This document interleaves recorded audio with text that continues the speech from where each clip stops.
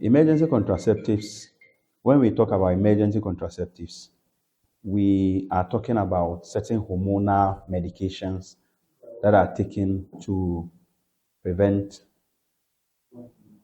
implantation. That is when there is fertilization of the sperm and the ovum. That is number one. Number two, to prevent ovulation. Also known as the morning after pill, the emergency contraceptive pill is a type of birth control that can be used in emergency situations when typical birth control wasn't used, failed, or in cases of non-consensual sexual intercourse like rape. Dr. Abdullahi Baba Isa is a member of the Pharmaceutical Society of Ghana. Emergency contraception after the sex has already taken place and we want to prevent ovulation, then we would use emergency contraceptive. But it is not the ideal, it's not the normal norm for a woman after sex. When knowing you are going to have sexual intercourse, you take emergency contraceptive. This pill in today's contemporary world is being used by many women who refrain from seeking medical advice for contraception, maybe because of social concerns or simply because they feel hesitant or shy. Some also resort to its usage due to ignorance or as a result of peer influence. 20-year-old Barkisu, not her real name though, has been using emergency contraceptives for some time now. She says even though the pills prevent pregnancies, it has some side effects which includes severe headaches and abdominal pains. It's a medicine, let me just put it in that way, which you are to take when you are having an affair with your partner and to prevent this thing, pregnancy and other these things. But it's an emergency this thing, tablet that you take. Well, after you take it, some severe headache, and your breast too, it 10 different this thing. It will not be normal like the way you have it, and by some few days it will come to normal and no abnormal pain. It will pain, but it won't keep long.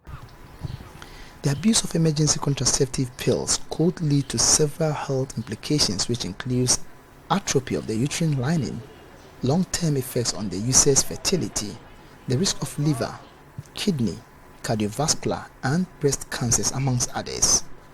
Abna Kunadu shares with me some side effects some of her friends who use it regularly has been going through.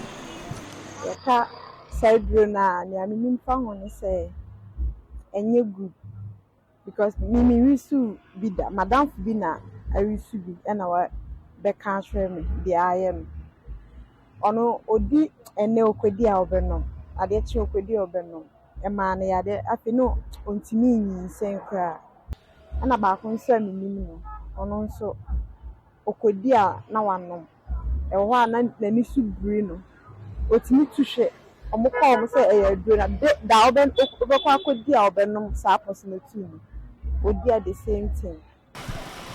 With emergency contraceptives readily available as an over-the-counter drug here in Ghana, young women, some as young as 10, walk to nearby pharmacies almost on a daily basis to buy these pills before and after sex.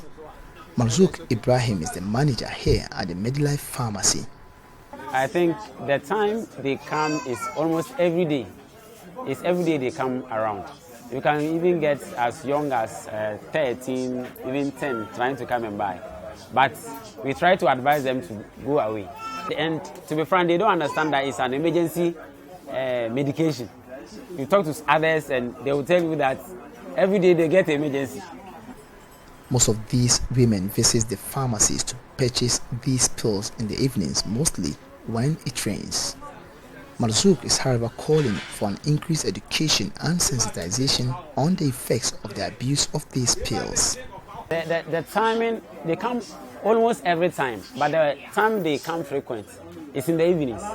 You know, especially when it rains or the weather changes. You know, most times from 6, 7 going, the things they buy mostly is the condoms and then the contraceptives. And last week like this, I almost cried because of the age of one girl who came around. Because in future, definitely are going to get problems. But you talk to them, but they don't listen. So I think we need to do more education on it.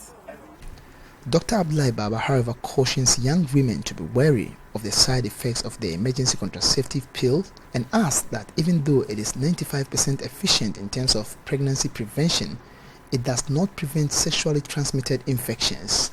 What we are saying is that the danger is that, and which when you look at the Ghana AIDS Commission's report, year after year, the people that contract HIV/AIDS, especially among the youth, is increasing.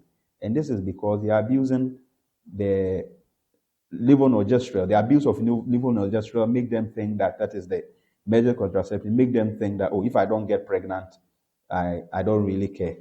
And if you don't get pregnant, there is a probability that you may acquire sexually transmitted infections.